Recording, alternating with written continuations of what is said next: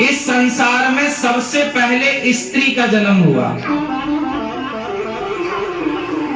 इसलिए स्त्री का नाम आगे है। सीता पहले, राम बाद में, सीताराम। गौरी पहले, शंकर बाद में, गौरी शंकर। राधा पहले, कृष्ण बाद में, राधे कृष्ण। लक्ष्मी पहले, नारायण बाद में, लक्ष्मी नारायण। Lady first. क्यों? पहले लेडी, पहले स्त्री आई, इसलिए सारे अच्छे अच्छे पदों पर स्त्रियां बैठ गईं। पुरुषों के लिए कुछ छोड़े ही नहीं। सरस्वती विद्या चाहिए तो सरस्वती स्त्री, लक्ष्मी चाहिए तो लक्ष्मी माता स्त्री, अन्न चाहिए तो अन्नपूर्णा स्त्री। पुरुष के पास डमरू बजाने के सिवा बचे ही क्या? सारे अच्छे पदों पर स्त्रियां बैठी। अन्नपूर्णा कौन? स्त्री।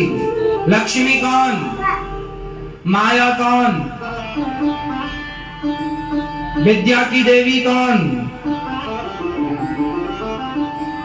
रिद्धि कौन? सिद्धि कौन? शक्ति कौन? सब स्त्री, क्योंकि स्त्री प्रथम। अच्छा, लोग कहते हैं ना लड़की लड़का एक समान। आपके घर बेटा बेटी हो गई ना, तो आप क्या बोलते हो? महाराज जी हमारी बेटी बेटा ही है। ये बेटी नहीं, ये बेटा है। सुनो, लड़की और लड़का, इन दोनों में कोई अंतर होता है क्या? हाँ या ना? होता है, और बहुत बड़ा अंतर होता है। आप लोग ना सत्य को स्वीकार नहीं करते। लड़की और लड़का में बहुत बड़ा अंतर है। जो आप कहते हो ना हमारी बेटी बेटों से कम नहीं, आप गलत कहते हैं साहब। सच्चाई ये है कि बेटी की बराबरी धरती में बेटा कभी कर ही नहीं सकता। बेटी बड़ी है, बेटा छोटा है। समझो ना, बेटे के कंधे पर एक कुल की जिम्मेदारी है और बेटी के कंधे पर दो कुल की जिम्मेदारी। तो जिम्मेदारी ज्यादा किस पर है?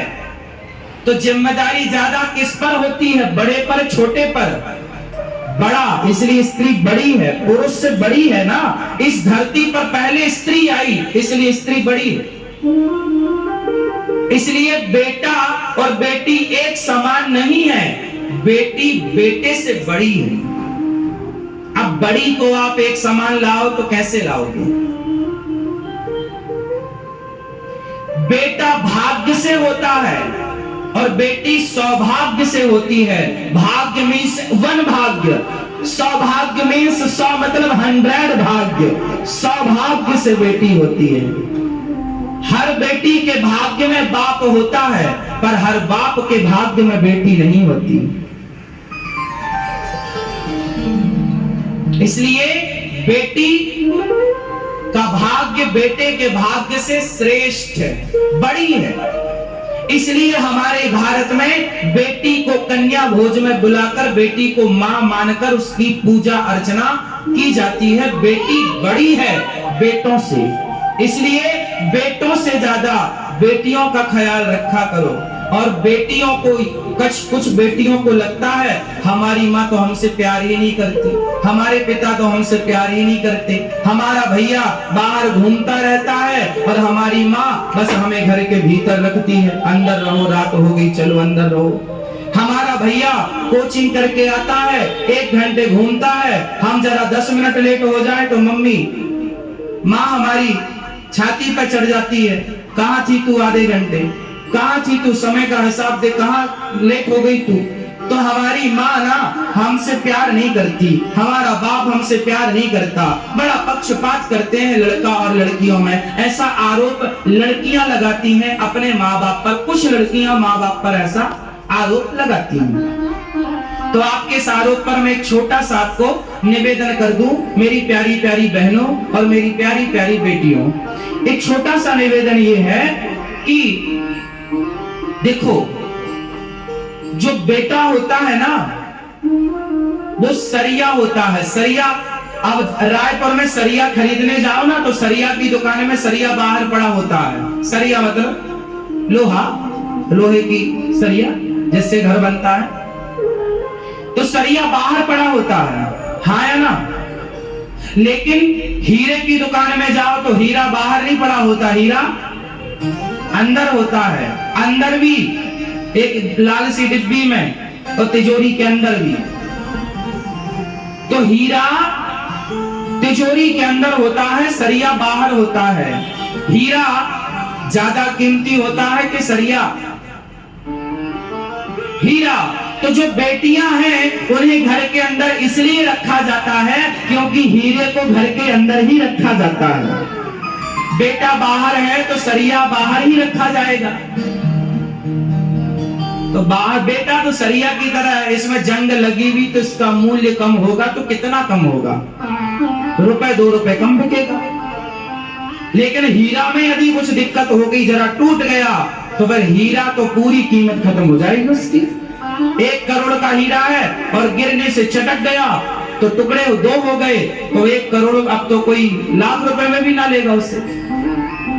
इसलिए बेटियां हीरे की तरह है, इसलिए उन्हें सहेज के संभाल के रखा जाता है। बेटियों के कंधे पर 2 वंश की, 2 कुलों की जिम्मेदारी है। इसलिए बेटियां बड़ी हैं बेटों से, हाँ या ना। इसलिए हर लड़के को, हर पुरुष को बेटियों का, स्त्रियों का सम्मान करना चाहिए। क्योंकि जो लड़के, जो समाज स्त्रियों का सम्मान नहीं करती, वो लोग बहुत निर्दयी होते हैं और बहुत पीछे चले जाते हैं। नारी निंदा मत करो, नारी नर की खान, नारी ने पैदा किए राम कृष्ण हनुमान।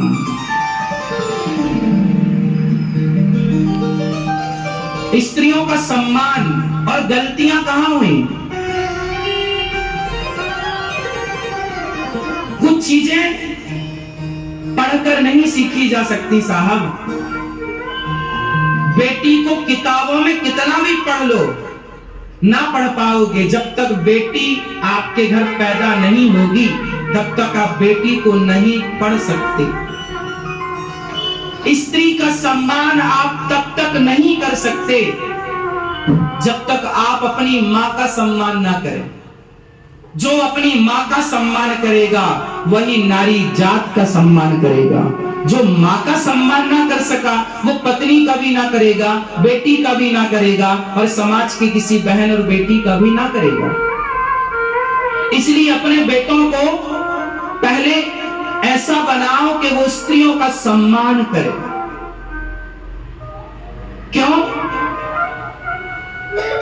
एक लड़के को चोट लग गई, खून आ गया, उस लड़के ने चीखना शुरू किया। उसके मित्रों ने कुछ कपड़े पड़े उसके हाथ में बांधना स्टार्ट किया, पर उसने उस दर्द को सहा। वहां एक सामने बूढ़ी अम्मा बैठी, उस मां ने अपने साड़ी का पल्लू फाड़ा और उस बच्चे के कलाई पर, चोट पर साड़ी बांध दी। कुछ दवाई थी, मां ने मलहम भी लगा दिया। तभी उस लड़के ने कहा, अम्मा तुम परेशान ना हो, हम मर्द हैं और हम मर्दों को कोई दर्द नहीं होता, हम मर्द हैं। तब उस मां ने पट्टी बांधते हुए कहा उस नौजवान लड़के से, ऐ मर्द, तुम मर्दों को दर्द नहीं होता, पर तुम मर्दों को पैदा करने में हम माताओं को बहुत दर्द होता है। ये जो तुम्हारी मर्दानगी है, ये मर्दानगी भी तुम्हारी मां से ही तुम्हें प्राप्त हुई है। किससे मिली है? कहां से आए हो? मां से ही तो आए हो।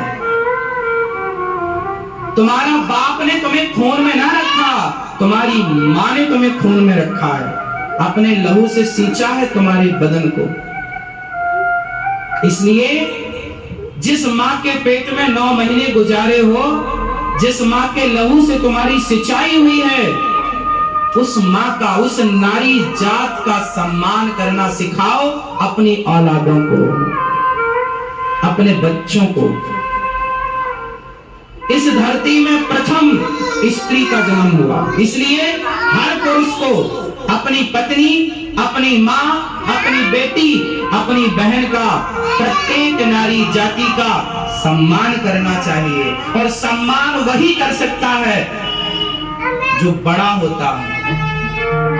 समझो आप, सम्मान देने से सम्मान बढ़ता है। यदि मैं आपका सम्मान करूंगा तो आप मेरा सम्मान करेंगे। मैं आपका सम्मान नहीं करूंगा तो आप मेरा सम्मान क्यों करेंगे?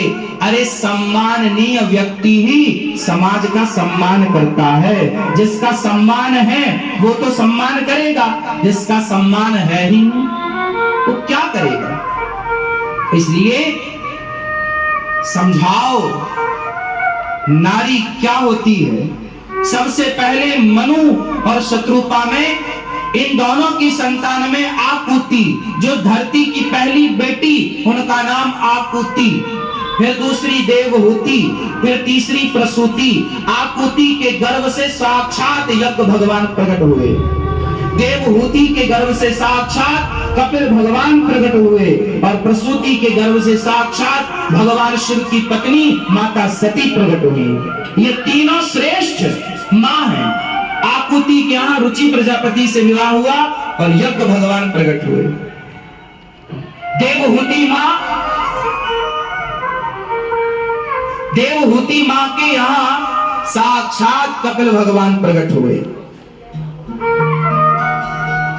कपिल भगवान जिन्होंने अपनी मां को सांख्योपदेश देकर के उनके अज्ञान का हरण किया, ऐसे कपिल देव जी महाराज। करदम जी महाराज की 9 बेटियां हुई। कामक विमान की रचना की कपिल करदम भगवान